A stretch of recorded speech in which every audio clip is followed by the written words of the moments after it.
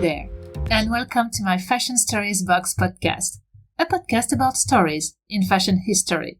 I am Catherine, and I am so glad to welcome you here. Let's discover together interesting facts about fashion and history and fashion history.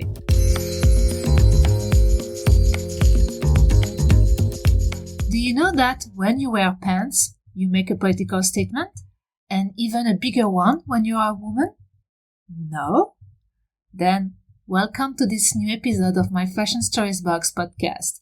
Together, we will go through the origin of pants. When did people start to wear them? The different forms they took over time. Then, we will look at the hidden meanings of wearing pants from a social, political, and gender point of view. And finally, we will look at women and pants, why they have been forbidden to be worn, how they became a symbol of power claim, and from which moment pants started to be acceptable for women. Let's start this new episode of my Fashion Stories Box podcast, Pants and Women, a Symbol of Emancipation.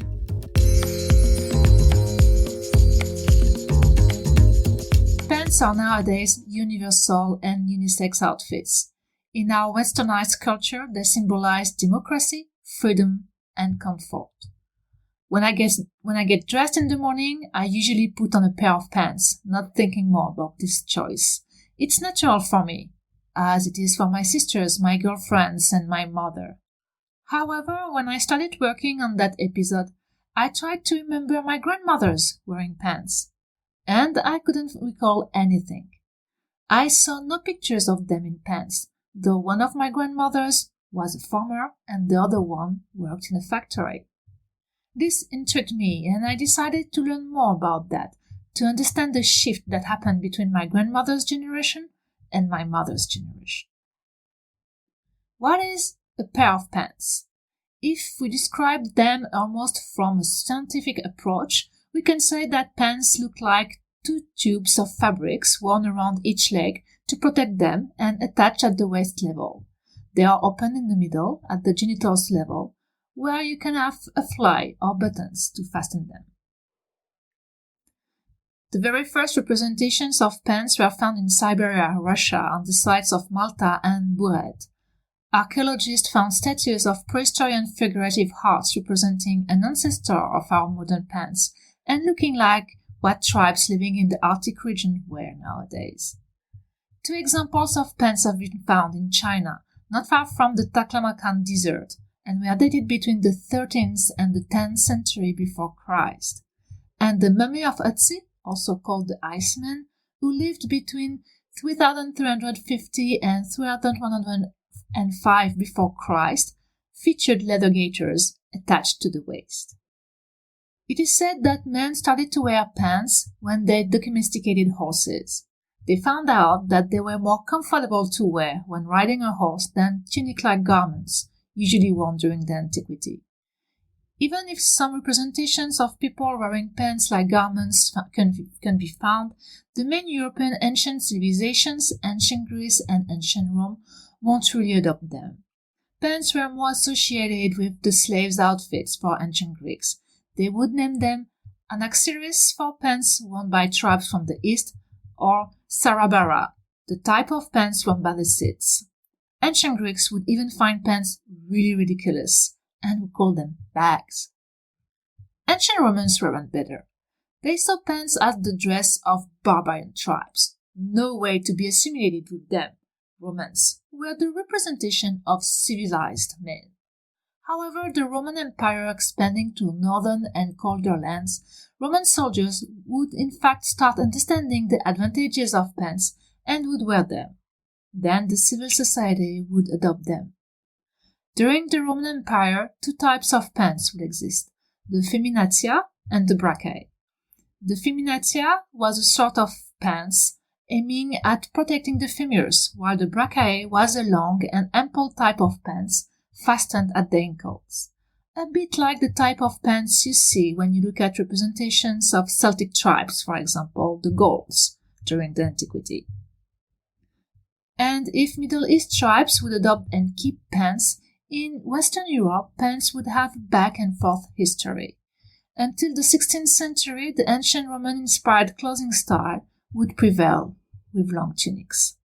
The 16th century in Europe will see an evolution in fashion, the apparition of the fashion concept itself. People would start to be more aware of their physical characteristics and to underline them. For men, I like to say that starting from the 16th century, legs would be the new sexy. Really, men of that time would have an obsession about their legs and would want to show them to showcase their status and sexual appeal. One should never judge the fashion habits of a period or culture, right?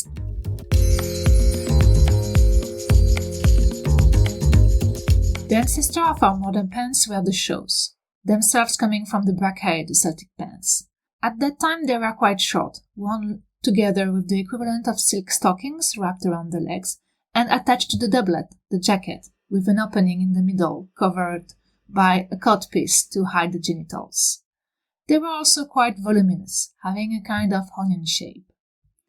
The form of the shoes will evolve, becoming longer and fitter over time to give birth to the breeches, the culotte, as we say in French. Breeches were usually worn by the aristocracy, the elite, and this is a detail that will have its importance during the 18th century, as you will see. So pants didn't have a simple history, right? Considered as the outfit for slaves or barbarians, they weren't the favorite piece of clothing of our ancestors. However, over time, they would be associated with certain class, the aristocrats, the wealthy people who would wear the breeches, while the working class, the lower one, would wear the pants. The difference might be very small and maybe not really understandable for our modern society. However, during the 18th century, on the eve of the French Revolution, the difference was paramount and the symbolism of breeches and pants bigger than ever. Breeches and pants started to fight each other. Breeches, the culotte, representing the old regime, the privileged, against the pants, the sans-culotte, literally meaning without breeches, representing the revolutionaries who were fighting against the privileges. The French Revolution saw the end of the French absolute monarchy and the power of the king. It wasn't politically correct for men to wear breeches. Breeches wearers would be seen as supporters of the old regime, traitors to the new order, and be beheaded. Not the funniest part of the French history, if you want my point of view. Being beheaded because you don't wear the right type of clothing? This might seem so absurd, though unfortunately not just an anecdote of the past. The French Revolution would impose the equality of dressing, and pants would be adopted by all men, no matter their social class or wealth.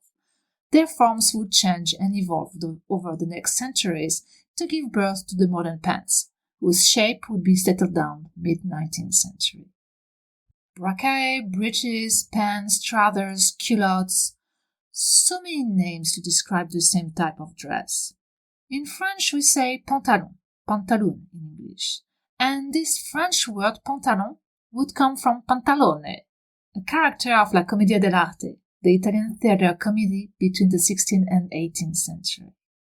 The character was a greedy old man trying to seduce women and would wear a specific costume reflecting and exaggerating his personality to entertain people. He would wear red outfits composed of a Greek-style hat, a pair of long pants, codpiece, jacket, and cape. His name would be associated with his bottom outfits: pantalone, pantaloons, pantalon in French, and shortened to pants in English.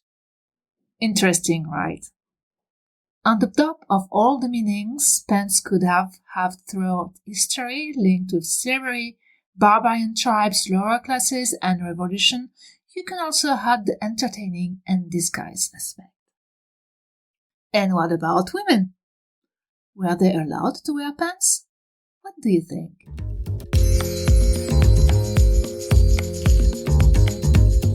Women and pants could be linked with women's fight for equality, freedom, and recognition. Over time, pants became the male outfit per se, symbolizing power and authority. The patriarchal society in which we've been living since ancient Greece makes it clear that you can't usurp a power and position you weren't born for. And women, those poor and weak females, weren't born for power, right? And if pants equal power, then no pants for women. I remember this year during one of my fashion history class, a student commenting, "When you study fashion history, you can't help but becoming a feminist, just by looking how women had to dress and how these restrictive dresses preventing them to make their voices heard. When it comes to pants, women didn't have the right to wear them, apart from few examples of the medieval times of female warriors such as Jeanne d'Arc or Christine of Sweden. Nothing. And even the French Revolution, this great propaganda about equality of rights between men, didn't change anything. Because, well, women are not men. And here we come back to the perception of the availability of the woman's body. As for what we saw in a previous episode of my Fashion Stories Box podcast dedicated to underwear, wearing or not wearing pants by women is linked with the accessibility of the female's genitals. Wearing skirts means that the woman's sex is open, available, easily accessible, and under the control of men. Wearing pants means that the woman's sex is closed, not available, not so easy accessible. And this time, this is the women who have control over their bodies. The first pants women were allowed to wear was the pantalettes, an underwear authorized for morality, hiding the body of women where dresses became tight-fitted at the end of the 18th century, or for hygiene purposes during the 19th century. We could think that things would have changed with the French Revolution and its claims for freedom, equality, and brotherhood. Women took an active part during the revolution, fighting, killing, being killed, and legitimately they thought that they would earn more rights. Absolutely not. If the decree of October 29, 1793 did give the freedom to dress the way people wanted, no matter the social classes, it still imposed to respect gender differences in dresses. To make it short, if you were a man, you had to dress as a man, and if you were a woman, you had to dress as a woman. The way around wasn't possible. Cross-dressing or transvestism was forbidden, especially for women. Men could dress as women if they wanted. They would only face jokes, but I understand they didn't do it.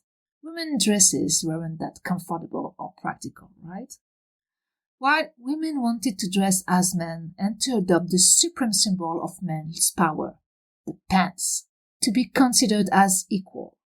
And they did start to wear pants, until the French government started to be fed up. And on November 1800, the Paris police prefecture adopted another decree, according to which, if a woman wanted to wear pants, she needed to go to the prefecture to ask for special authorization for transvestism/cross-dressing, linked with a medical condition or the type of work done, meaning jobs considered as men's jobs. It was forbidden for women to wear masculine outfits. Yeah, because a woman wearing pants was clearly challenging the male authority, was harming the patriarchy, and was putting the social order in danger. Obviously. Pants are more comfortable, easier to wear, and women would have been less controllable and manageable if men couldn't restrain their movements with corsets, petticoats, and other festivities.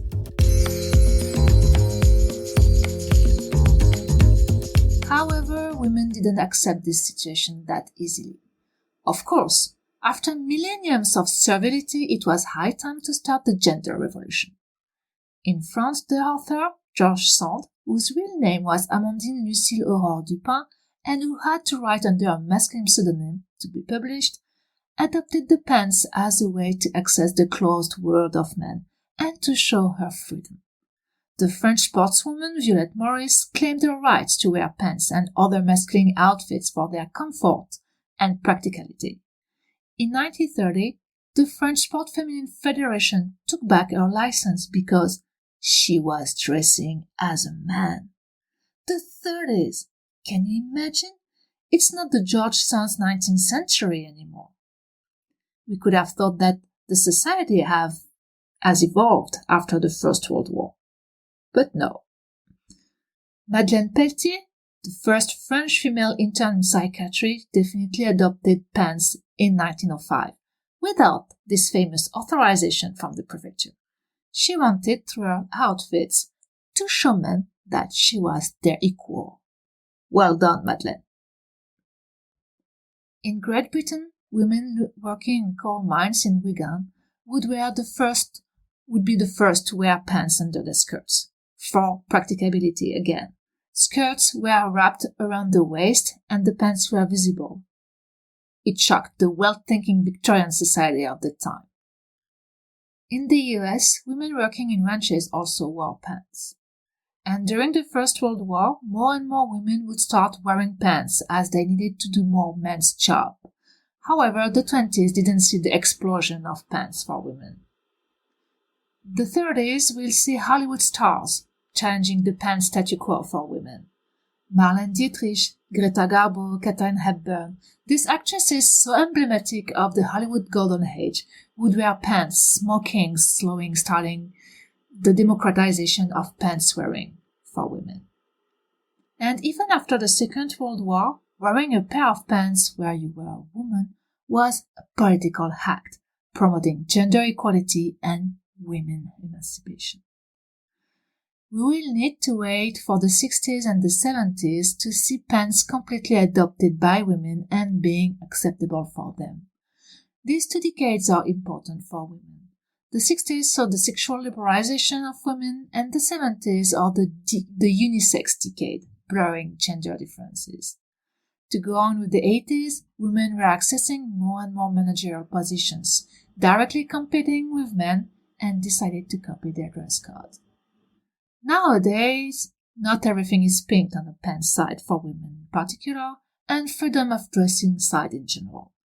If women can now wear pants, it's quite common that the way they dress are being commented more than their intellectual capacities. Pants or not, open neck or not, skirts or not, if you're a successful woman either in politics or in business, you can be sure that your outfits will be more commented than what you said or did. Which offer we do for men too, for the sake of equality of dress. And what about the fashion industry? What did it do when it comes to pants for women? Did fashion designers surf on the wave of the women emancipation? We saw that this pants revolution for women wasn't influenced by fashion and more by the society. The first designer to have tried to introduce pants in the women's wardrobe was Coco Chanel before the First World War. However, a clientele and maybe the mentality of the time too wasn't ready yet for the pants revolution, and Chanel went on designing and creating pants only for personal usage. We will need to wait 1966 and Yves Saint Laurent, who designed the smoking for women and added pants in his collections. This time, the society and mentality were ready for the pants revolution, even though women still couldn't go to society parties or five-star restaurants wearing them. But it was just a question of time, and just by looking at nowadays red carpet events or bridal wear or just streetswear, you can see more and more pants. It's almost even the costume, the uniform of women. Long life to the pants! Long life to the freedom of dress, no matter your gender. And I will conclude this episode with a quote from Pierre Berger, who co-founded the fashion label Yves Saint Laurent. Chanel freed the woman, Saint Laurent gave her power. Thank you for listening. I hope you enjoyed this episode of my Fashion Stories Box podcast dedicated to pants and women, a symbol of emancipation. You won't look at your pants the same way now. Feel free to subscribe to the podcast wherever you listen your podcasts, to connect with me on Instagram and Facebook, and to have a look at my blog to complete the podcast with some visuals. And if you like my podcast, feel free to leave a comment or a review. I would really appreciate it. I am Catherine, and this is my Fashion Stories Box podcast, a podcast about stories in fashion history. See you next week for a new Fashion Story Box.